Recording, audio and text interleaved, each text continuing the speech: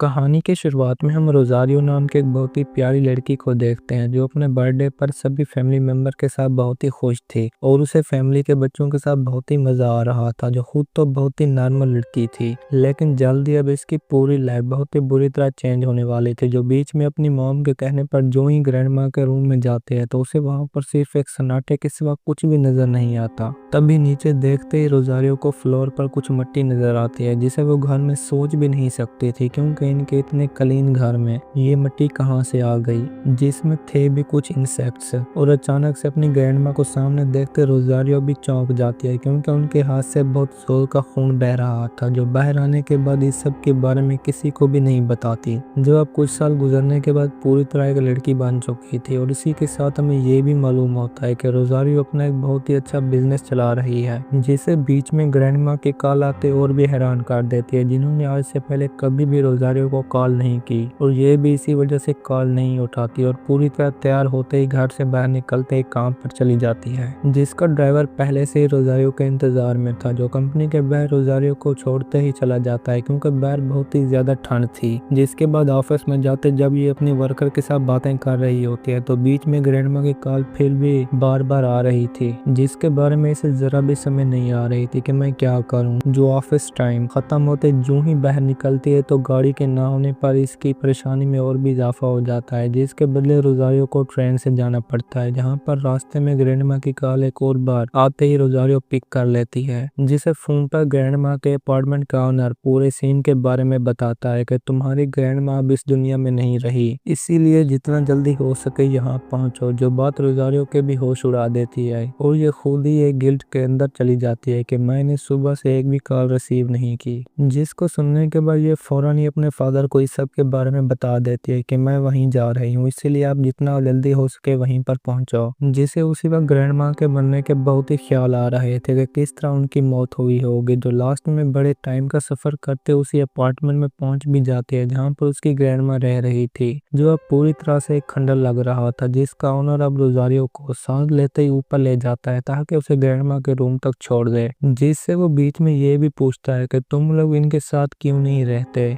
जिसके बारे में आप लोगों को भी बहुत जल्द मालूम हो जाएगा। आखिर में रूम का डोर ओपन करते ही जो ही इंटर होती है तो वहाँ सब कुछ बहुत ही खराब हालत में बिखरा हुआ था, जबकि ये बूढ़ा खुद रोज़ारियो को उसकी ग्रैंडमा की बॉडी दिखाते ही बाहर चला जाता है, क्योंकि अब उसका खास काम भी नहीं था और आगे के सभी काम खुद रोज़ारियो ने करने थे, जिसने पहले से ही एम्बुलेंस को कॉल कर रखी थी। तभी रोज़ारियो अपनी ग्रैंडमा के करीब बैठकर जो ही रोने लगती है तो सर से कपड़ा उतरते इसके होश ही उड़ जाते हैं, क्योंकि ग्रैंडमा की पूरी बॉडी ब्लैक हो चुकी थी, जैसे उनके अंदर खून की एक बूंद भी ना हो, जबकि बॉडी पर तो हर तरह के कट के निशानात भी थे, जैसे वो खुद को टॉर्चर करती हूँ। जिस सब को एक्सेप्ट करना खुद रोज़ारियो के लिए भी इम्पॉसिबल था। और ऊपर से किचन में जाते तो इसकी हालत और भी खराब हो जाती है, क्योंकि वहाँ सभी बर्तनों के ऊपर बहुत ही डरावने कीड़े लगे हुए थे, जिनको एक कपड़े के साथ उठाते ही रोज़ारियो डस्टबिन में डालने लगती है ताकि ये बार बार उसके सामने ना आए। इसी बीच जब रोज़ारियो एम्बुलेंस की आवाज़ सुनती है तो बिना टाइम वेस्ट किए विंडो से उन्हें अपनी तरफ बुलाना शुरू कर देती है, जो इस एड्रेस की बजाय आगे जा रहे थे, और होता भी ऐसा ही है। जिसके बाद ऑफिस में कॉल करते रोज़ारियो जो ही एम्बुलेंस वालों के साथ बात करती है तो वो इसे कुछ टाइम यहीं पर रुकने का कहते हैं, क्योंकि इस टाइम उन्हें एक और बहुत ही सीरियस इमरजेंसी की तरफ जाना था, जिस सब से इसकी परेशानी में और भी इजाफा हो जाता है, क्योंकि वो ज्यादा टाइम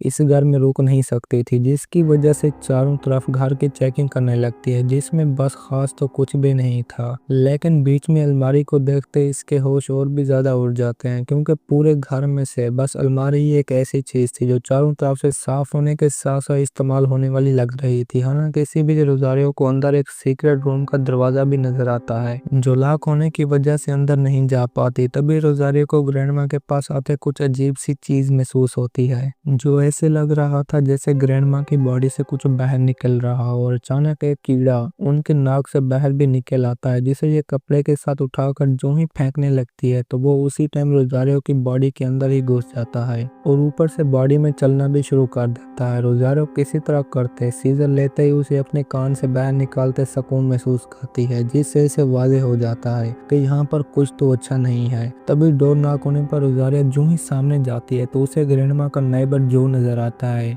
जिससे ग्रैंडमा ने अपना एयर फ्रायर ले रखा था। लेकिन रोजारियो को ये बात बिल्कुल भी समझ नहीं आ रही थी कि मेरी ग्रैंडमा का एयर फ्रायर के साथ क्या काम हो सकता है, जिसकी वजह से ये जब मिल जाएगा आपको दे दूंगी कहते ही डोर लॉक कर देती है। लेकिन जल्द ही इसे मालूम हो गया था कि मेरे हाथ पर उस कीड़े के जाने पर एक बहुत ही डरावना निशान बन चुका है, जैसे वो जल गया हो, और इसी वजह से वो एक कपड़ा लेते ही हाथ के ऊपर बांध देती है। तभी रोजारियो को ग्रैंडमा की टांगों पर भी कुछ अजीब से निशान नजर आते हैं, जो ऐसे लग रहा था कि इन्होंने तो हाथों के साथ साथ पूरी बॉडी पर कट्स लगाए हैं, जिनको ऊपर देखते रोजारियो को भी एक नोकीली वायर ग्रैंडमा की टांगों पर लगी नजर आती है, और उस सीक्रेट रूम की चाबी भी इसी के साथ अटैच थी, जिसे ये बिना टाइम वेस्ट किए लेते ही रूम को खोलते अंदर पहुंच जाती है, जहां पर चारों तरफ अंधेरे के सिवा और कुछ भी नहीं था। लेकिन फिर भी रोजारियो के अंदर एक बहुत ही खौफनाक रिचुअल का सामान नजर आता है, जिसमें उसी के अपने बचपन के टूटे हुए दांत, उसी के बाल और भी बहुत कुछ नजर आता है, जिससे ये बहुत ही डर जाती है और मालूम हो जाता है कि मेरी ग्रैंडमा ने मुझ पर बहुत ही बुरा रिचुअल किया है, और ये जो मेरे हाथ पर निशान है जलने का नहीं बल्कि उन्होंने मुझे कर्ज दे दिया है, जिससे छुटकारा पाना बहुत ही मुश्किल है। और ये भी अंदर एक शकल देखते डर के मारे बाहर पहुंच जाती है, जिसने ठान लिया था कि अब मैं यहाँ पर नहीं रुकूंगी, और करती भी ऐसा ही है। जो रूम से बाहर एक नोट छोड़ते ही खुद भरी ठंड में बाहर निकल जाती है, जो कैब के ना मिलने पर दोबारा ट्रेन से जाने का सोच रही थी, लेकिन अब रास्ते बहुत ही सुनसान हो चुके थे। जो कुछ टाइम आगे जाता ही अपने सामने एक डॉग को देखते डर जाती है, क्योंकि अब वो लग भी इसी के पीछे गया था, जिससे जान बचाते ये भी आखिरकार एक गेट के आगे बैठकर छुप जाती है। लेकिन फिर भी वो डॉग रोजारियो का कोट अपने साथ ले जाता है, जिसकी वजह से इस लड़की को भी अब ठंड के मारे दोबारा उसी अपार्टमेंट में जाना पड़ता है, जिसके बाद ये फौरन ही अपने फादर को इस सब के बारे में बता देती है कि मेरी ग्रैंडमा ने मुझे कर्ज दिया है, क्योंकि वो मुझसे नाराज थी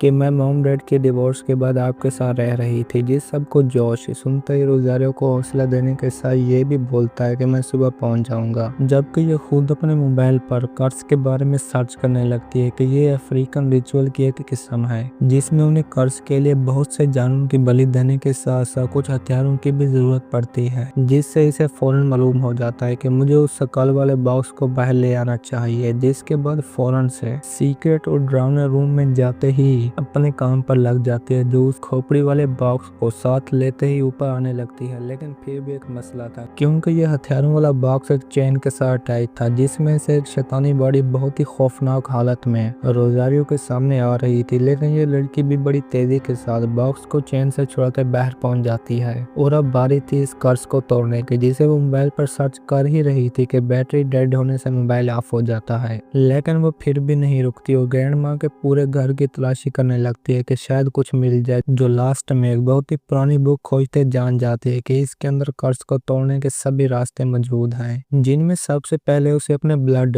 यानी कर्ज वाले की बॉडी का खून और कर्ज देने वाले के खून को एक साथ खोपड़ी वाले बॉक्स में डालना होगा, जिसके फौरन बाद ये कर्ज वहीं पर ही खत्म हो जाएगा। और इसी वजह से रोजारियो बिना टाइम वेस्ट किए अपने फिंगर को काटते खून बॉक्स में डाल देती है। लेकिन अब मसला था ग्रैंडमा का, जिनकी बॉडी पर रोजारियो जितने भी कट लगाती है खून का एक कतरा भी नहीं गिरता, क्योंकि उन्होंने अपना सारा खून शैतान को दे दिया था, जिसकी वजह से वो लास्ट में पूरा का पूरा खंजर ही ग्रैंडमा के हाथ में घुसा देती है, जिससे खून डायरेक्ट बॉक्स में जाने पर भी कुछ असर नहीं होता। और इसी के साथ ये बात भी वाज़ेह हो जाती है कि ये तरीका काम नहीं कर रहा, जिसकी वजह से रोजारियो दोबारा बुक को पढ़ना शुरू कर देती है, जिसमें इस बार का तरीका बहुत ही खतरनाक था, क्योंकि अब रोजारियो को ये डीमन ग्रैंडमा की बॉडी में ही एक रिचुअल के तरीके से लॉक करना था, जिस पर पीछे से अब वो शैतानी बॉडी आते ही हमला कर देती है। लेकिन ये बेड के नीचे छुपते खुद को सेफ महसूस कर ही रही थी कि वो ऊपर से रोजारियो पर ब्लड छोड़ देता है, जिसको ये बाहर निकलने के बाद फौरन साफ कर ही रही थी कि बीच में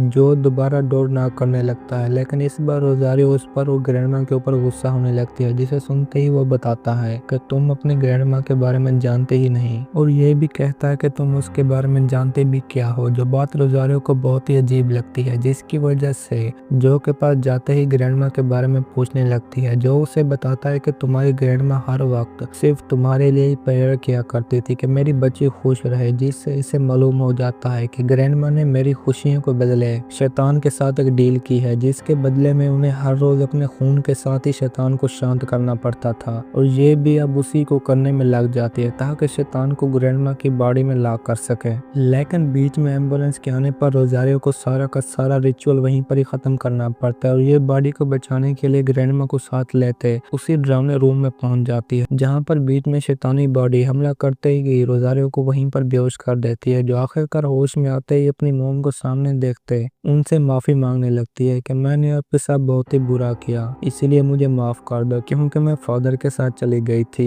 लेकिन मोम रोजारियो से जरा भी नाराज नहीं थी, जो अब वहीं पर प्यार करने के दौरान पीछे जाते ही फौरन उसी शैतान में बदल जाती है। लेकिन अब रोजारियो उससे लड़ना जानती थी, जिसके बाद फौरन रिचुअल के कुछ लेटर पढ़ते ही भागने में लग जाती है, और लास्ट में ग्रैंडमा की बॉडी के सामने आता ही बुक से वो मंत्र पढ़ने शुरू कर देती है, जिससे ये शैतानी बॉडी भी डीमन के साथ पूरी तरह ग्रैंडमा की बॉडी में आस्था से जाने लगती है। जो सारा कुछ था तो बहुत ही मुश्किल, लेकिन रोजारियो फिर भी नहीं रुकती और आखिरकार बुक में लिखे सभी मंत्र पढ़ते ही शैतानी बॉडी को ग्रैंडमा के अंदर लॉक कर देती है, और इसी के साथ अब ये कर्स भी पूरी तरह खत्म हो गया था, क्योंकि रोजारियो के हाथ का निशान मिटते ये बात वाज़ेह हो जाती है, जिसके कुछ टाइम बाद फादर आते ही रोजारियो को देखते बहुत खुश हो जाता है, जिन्होंने अब ग्रैंडमा की बॉडी भी हॉस्पिटल रवाना कर दी थी, जबकि ये दोनों एक साथ पूरे घर की सफाई करने लगते हैं। लेकिन जल्दी पिक्चर देखते वक्त रोजारियो अपने बाप के हाथों में खून देखते जान जाती है कि ये रिचुअल और कर्स असल में मेरे बाप ने ही किया है, जो इस टाइम उसी सीक्रेट शैतानी रूम में बैठा था, और बताता है कि मैं हमेशा